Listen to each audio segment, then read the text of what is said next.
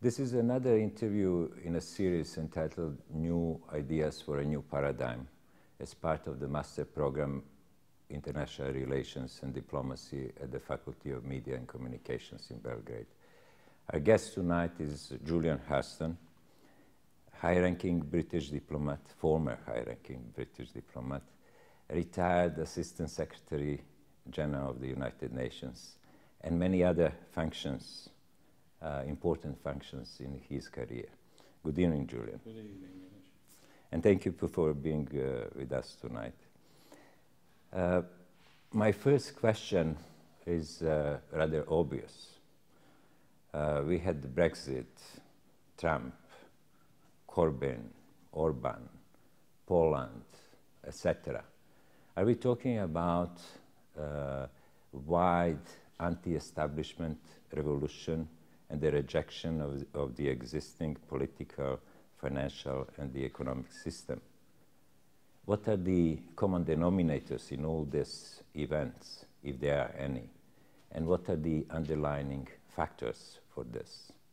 In a way, you're asking the wrong man anything today, because I got wrong the election of Trump and I got wrong Brexit, and I'm supposed to be a political analyst, so I'm feeling a bit deflated today. However, good question, and I think the difficulty at the moment is everybody looks for common denominators in these things because it makes it much easier. And I think there are some, and one of the things that I think particularly interests people here is the role played by communication in all this. I think one of the elements that has played in Brexit, has played in the United States, is that people are much better informed about what's actually going on than the nice package that they've been presented with. I grew up in a generation that very largely believed what I was being told by the government or by my boss or whatever. Nowadays, people are questioning everything.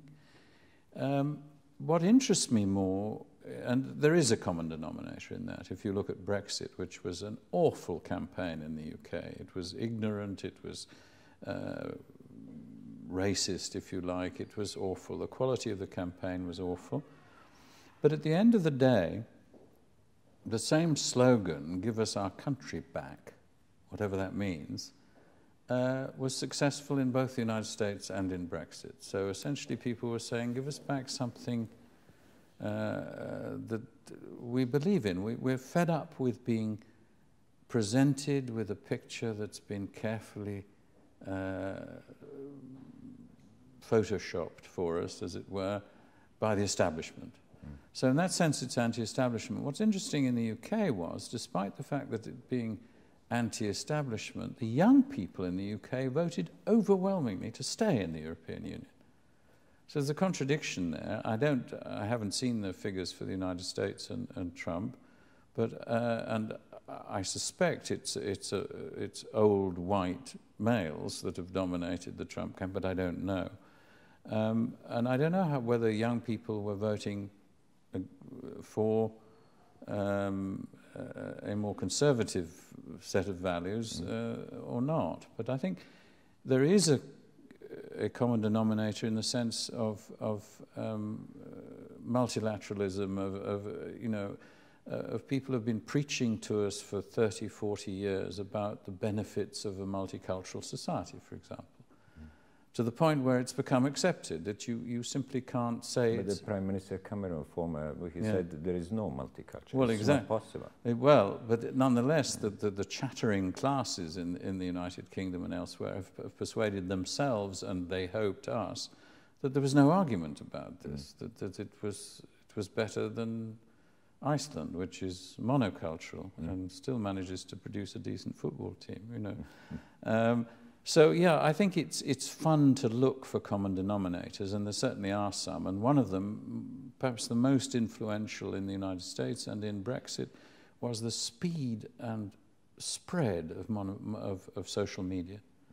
And there's a negative side to that, because what it meant in Brexit, and I'm sure in the United States too, was an instant ability of people to rubbish expertise, genuine expertise. So there's no differentiation being made between people who genuinely know what they're talking about, the Governor of the Bank of England, and politicians. So when the Governor of the Bank of England makes a statement, Canadian by the way, it's immediately rubbished in the social media, particularly by young people, because nobody's telling the truth. And so it's a very difficult way to find your way through what's going on at the moment. And what I do find interesting, though, is that I see absolutely no evidence amongst the ruling class in the European Union that they've learnt anything at all from this. So you still have the ex-Prime Minister of Luxembourg, find it on the map, ex-Prime Minister of Luxembourg making statements which alienate him from the people who he is supposed to be representing time and time again. And if they haven't learnt that lesson, then the Netherlands and Italy and others are going to teach them, and France, over the next few years. But you mentioned communications as one of the factors, or key factor in this. But the mainstream media, both in the UK and the US, were on the losing side, especially in the US. The entire mainstream media supported the losing in that candidate. sense, that this was anti-establishment. The mainstream, what Trump got away with saying was it was a plot by the liberal media, and in a sense he was right, wasn't he? Yeah, you know, I'm not sure about the UK. I mean, the media was pretty mixed in the UK. A lot of Brexit media in the UK. But yeah, I mean, the media has become part of the message, as it were. It's part of that liberal, some in the United States would call East Coast establishment. So Washington Post, New York Times, and so on, going up as far as Rhode Island and so on. You've got establishment newspapers who've been projecting an idea of what the United States should be, that people are saying, wait a minute, don't agree with that. But if we take the United States, so mainstream media was entirely behind Hillary Clinton. At the same time, Silicon Valley, the biggest providers of the social media platforms like Google, Facebook, all of them endorsed Hillary Clinton, and they were active part of their campaign. And California overwhelmingly voted for Clinton. That's a question of the influence of the social media as well. So I agree with you, communications, but I think that the results of the U.S. elections also show that there are limits in this regard, how you can use communications, that at the end of the day, there is something else. And maybe it is what you also mentioned, anti-establishment feelings, that people just wanted a change.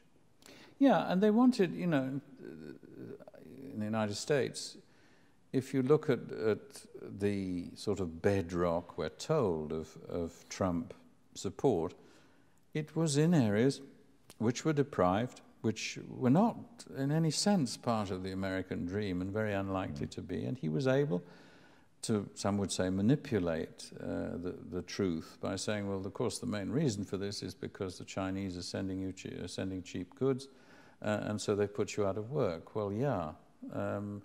But is he going to be able to deliver on those promises? Where's he going to find the money? Just moving to the global geopolitics, actually. And the world is in a process of global realignment. And probably we are heading towards a new world order, in a way. But some of the elements of this emerging world order are actually old, like national sovereignty, balance of power, spheres of interest or influence. So you've been Syrian, both of us been diplomats at the time of the Cold War, when these elements were kind of sacrosanct. And then we were both working for the United Nations in the post-Cold War period. How do you compare these two?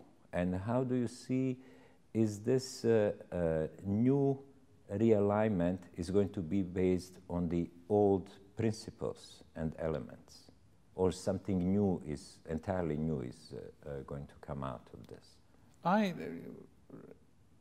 I'm reluctant to say that suddenly something new is happening, only for one reason, and that is that I've always believed, and I believe now, that overwhelmingly foreign policy is about perceived national interest. What politicians involved in foreign policy are about, or should be about, is pursuing the national interest of the country that they represent. So I think, for example, the French are much better than at this than the British. We've always found it rather difficult to identify some sort of national interest. The French never had that problem. When I was involved in the independence talks on Rhodesia, Zimbabwe, and Peter Carrington, who was foreign minister in the UK at that time, had a meeting at the beginning of that and said, I just want to tell you that British national interest is to get rid of this problem. Rhodesia has been a problem for us for 15, 20 years. I want to get rid of it. I don't care about kith and kin. I don't care about the fact that they're white Rhodesians. I want to get rid of this problem. And there were little old ladies fainting at the back of the room. They'd never heard a British Foreign Secretary identify national interest in that way. And he did. He handed over Zimbabwe to Mugabe and got rid of the problem. If you work on the basis that foreign policy, and that's what we're talking about, foreign relations, the relationship between nations, is essentially about national interest, then you move forward from that and say, but if you join the European Union, you give up a bit of your sovereignty, you voluntarily give up a bit of your sovereignty, or if you join the African Union or whatever it is. I don't think very much has changed. I think the moment, for example, the moment that the majority of the people in the United Kingdom were asked the question, do you think it's best for Britain to stay in the EU or leave? The majority voted to leave. And so they said, essentially, that's how we perceive our national interest. So, and I think, certainly on the world stage things are changing. The United States remains the single superpower, I've no doubt of that. But certainly in economic and political and influence terms, China and to a lesser extent Russia are becoming superpowers too, or certainly younger brothers, if you like. And then we have to look further and talk about India and the others. But if you are to have, as Serbia, a relationship with a superpower, you do it on the best terms that you can get. And you do it because you think it's going to do you good. Not because you have some, well, you should anyway, not because you have some notion of brotherhood and so on. But it's about national interest. In that sense, I really don't believe the fundamentals have changed. That is what Kissinger, I believe, used to say.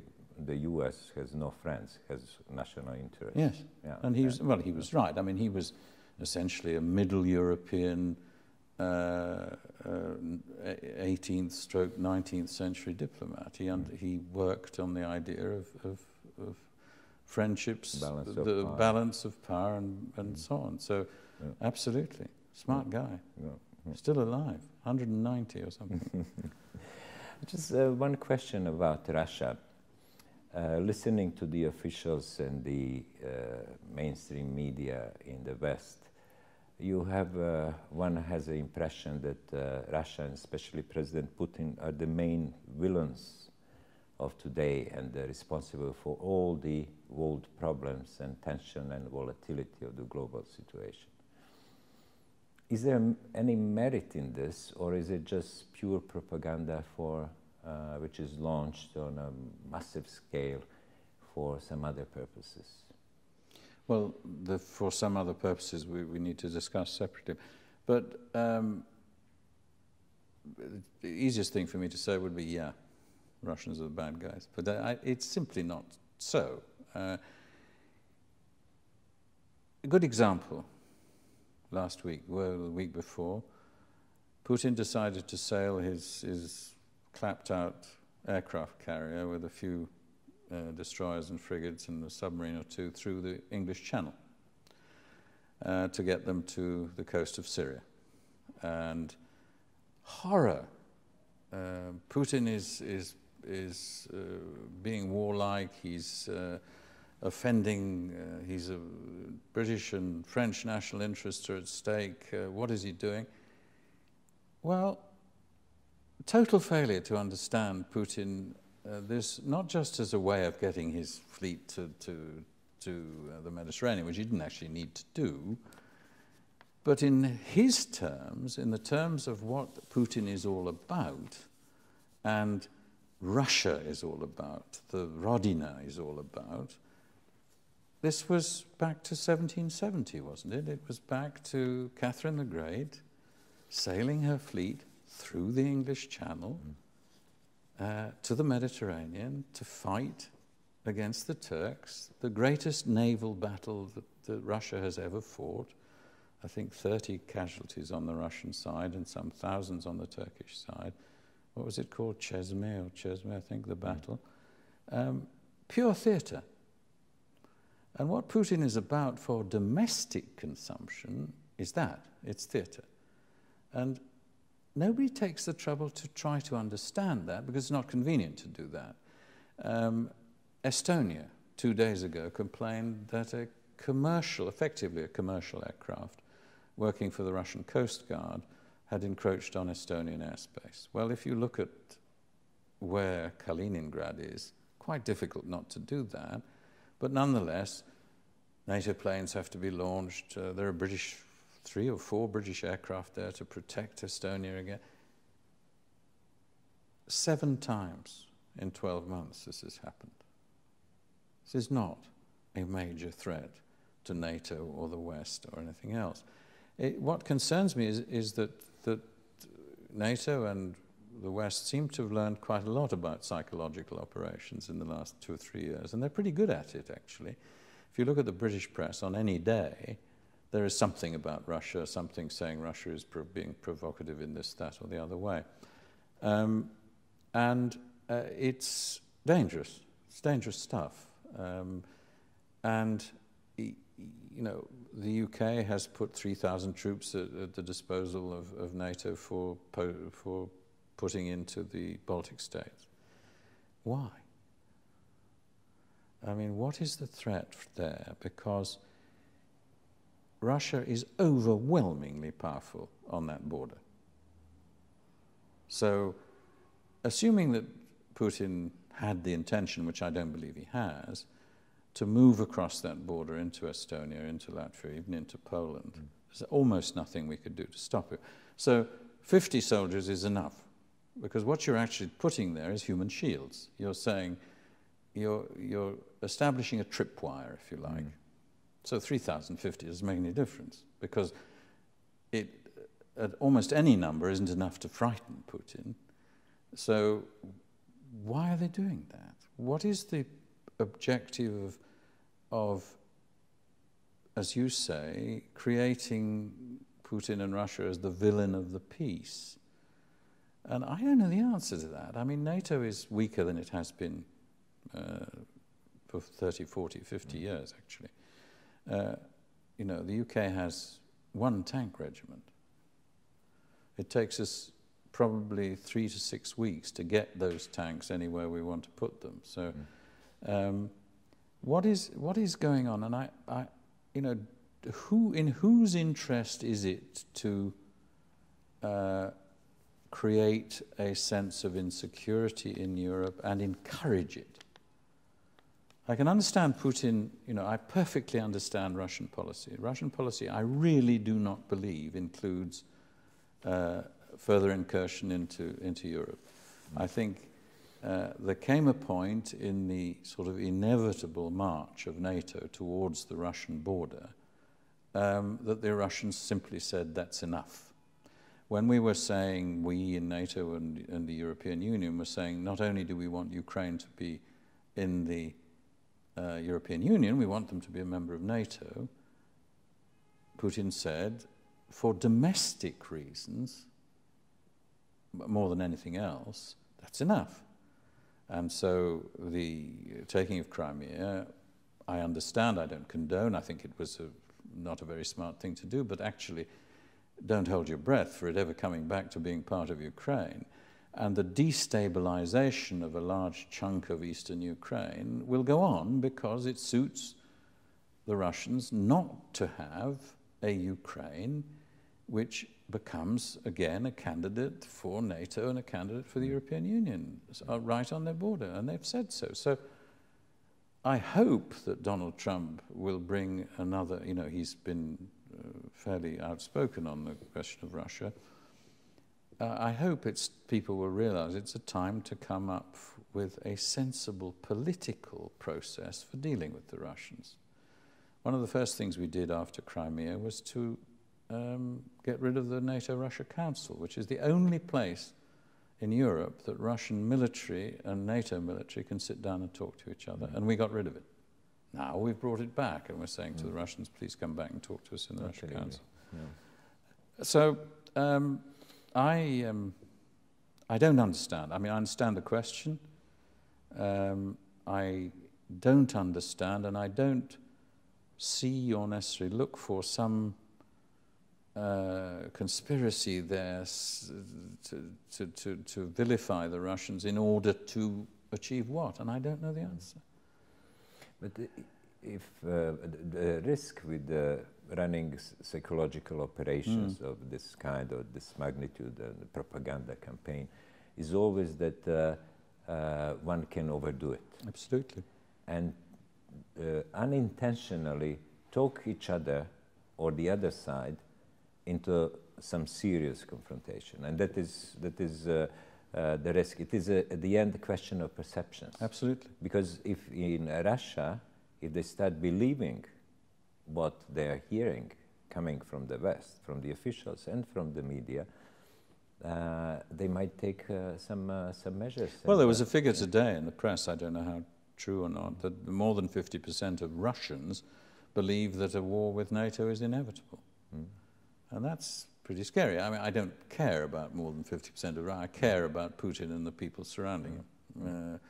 And I really don't believe right now that they believe a war with NATO is inevitable, because everybody loses. We're back to mutual destruction, as it were. You know. Putin was quoted as saying once or twice the main lesson he learned on the streets of Leningrad when he was growing up was that if you see that the fight is inevitable, you hit first. Well, that's what I would say too. Yeah. It's quite scary, though, because there are a lot of people in the United States who based for years the theory of defense of the United States on first strike.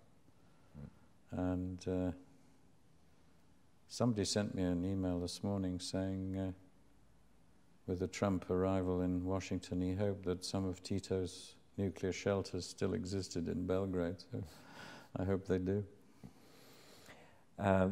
You gave a very stimulating lecture for the students of the Faculty of Media and Communications on entitled "To Intervene or Not to Intervene," and the military interventions in internal affairs of a number of countries. It was a common feature throughout the last 25 years.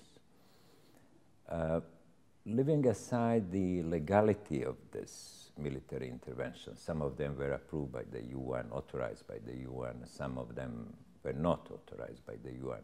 But leaving aside the legality of this, there is the impression that we are still talking about different status of different states in the international order, like that we still have hierarchical structure where some states assume moral authority and the right to intervene in the internal affairs of other states to bring on the pretense of bringing freedom and democracy.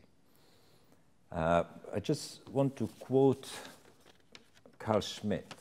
He was a philosopher of Third Reich, but very influential thinker on many philosophers, even after the Second World War. And he said, real power lies in the power to set the norms and to decide when they applied and to whom. So this double standards or more superior states and less developed or civilized states, this is the paradigm which is still in place even with within the United Nations. There are different categories of states in the UN. Are there any new ideas how to change this paradigm? How to make something new where all the states will be in real terms equal to each other? Well, short answer, don't hold your breath. But I think, you know, to be serious about it, if we go back to 1945-46 and the founding of the United Nations, and the decision then that the General Assembly, for example, every state should have one vote, whether it's Luxembourg or the United States, one vote. So there was an understanding at that time that there was a desire, at least among nations, among member states, to be seen to be equal in terms of sovereignty and importance. And that goes on. And there are certain mechanisms which allow the General Assembly, as you know, under certain circumstances, to take on some of the responsibility of the Security Council, the uniting for peace and so on. So that idea is still there, and that leads me to the fact that the one organization which is actually has established norms in this sense is the UN.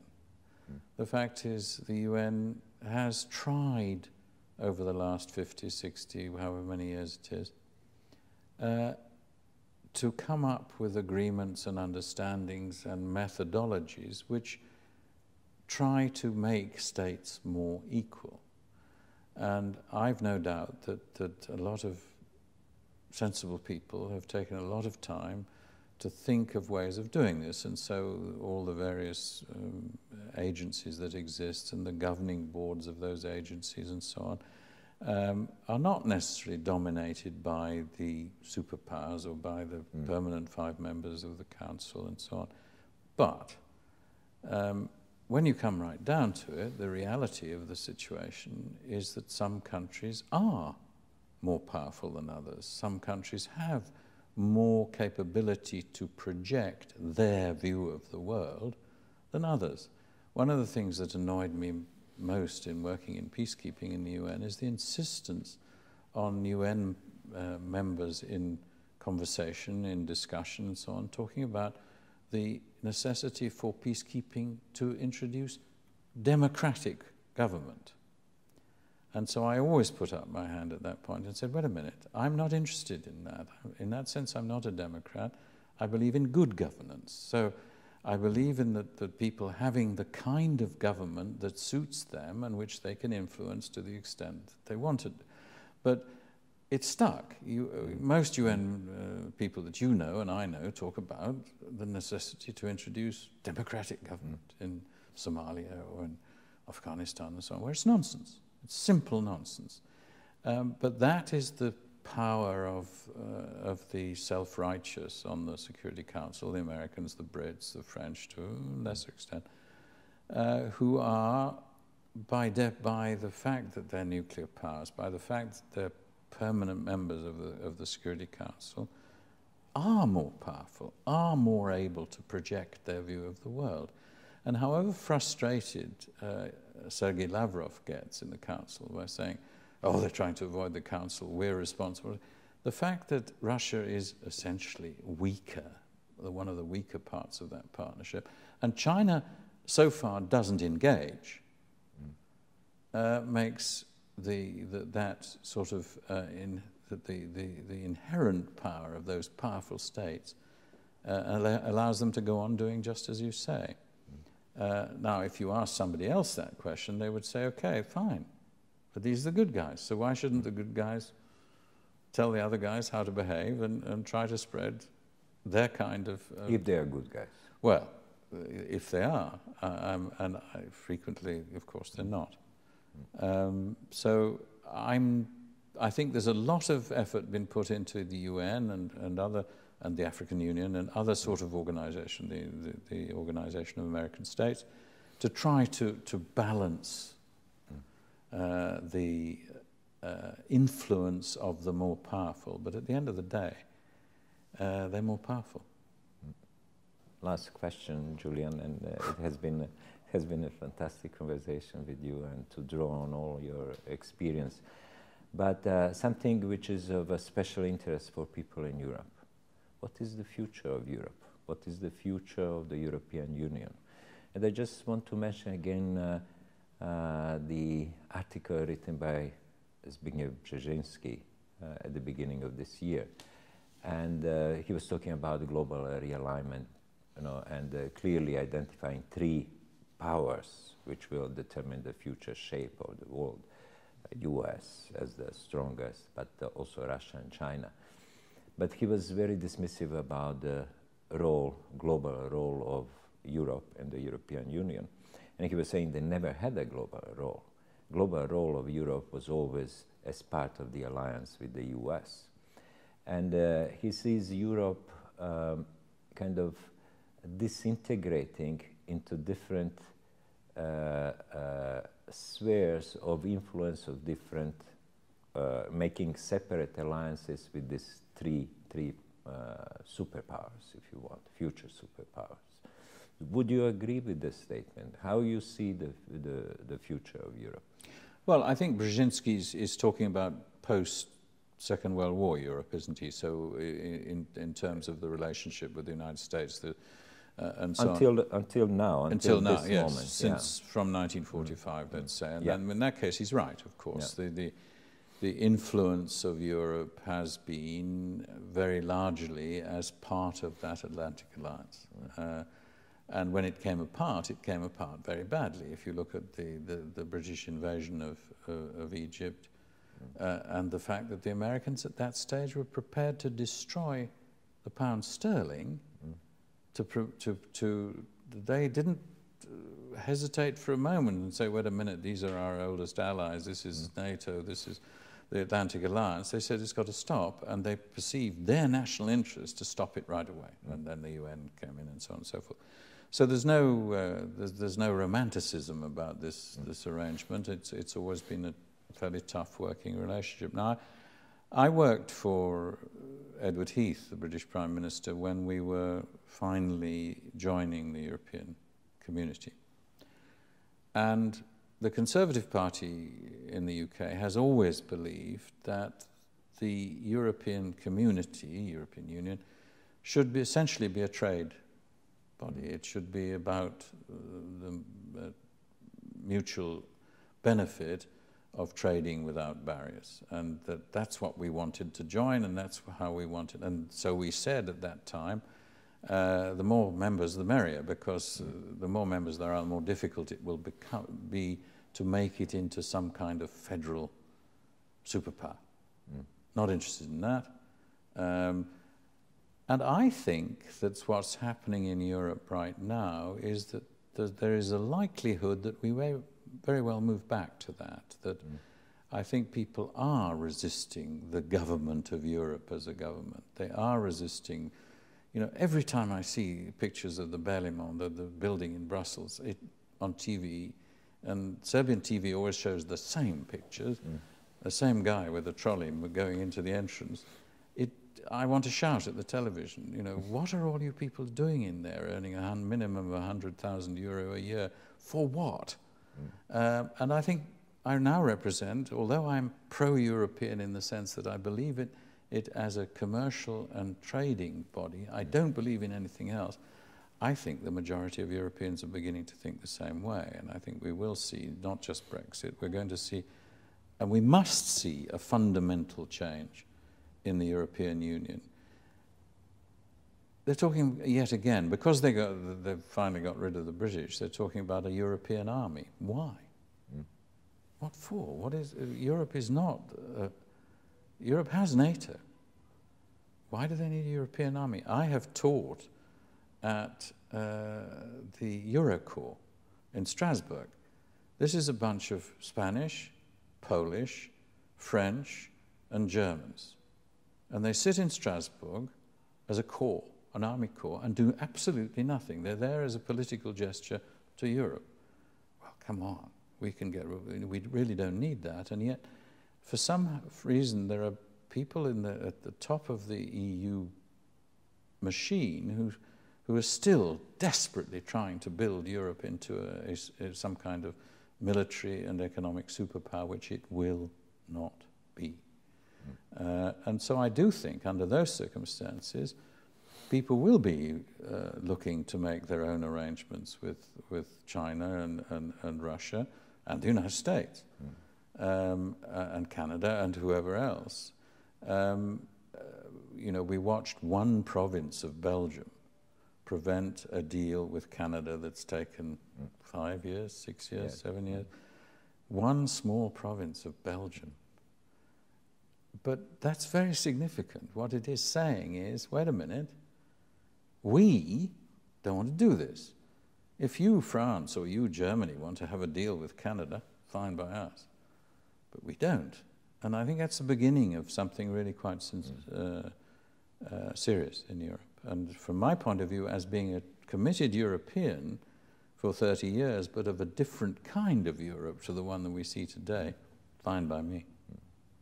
If I understood you correctly, you are a committed European, as you said, but you don't believe in a common foreign policy of European Union. No, I don't believe in a federal Europe, which is essentially what people like these guys from Luxembourg and other world powers want to turn it into, and it's not going to happen. So Europe or European Union as an entity will not have a global role? No. I think it has a global role in the sense that it's still a very powerful trading bloc. It also has enormous soft power in the world. British, French, German soft power is enormously important. Look at China. Look at the way China absorbs British education system. Look at the way the Gulf is absorbed. You know, there's another French museum in the Gulf. That's fine, but superpower, absolutely not. Julian, thank you very much. It has been very stimulating, excellent conversation. Pleasure. Thank you. Thank you.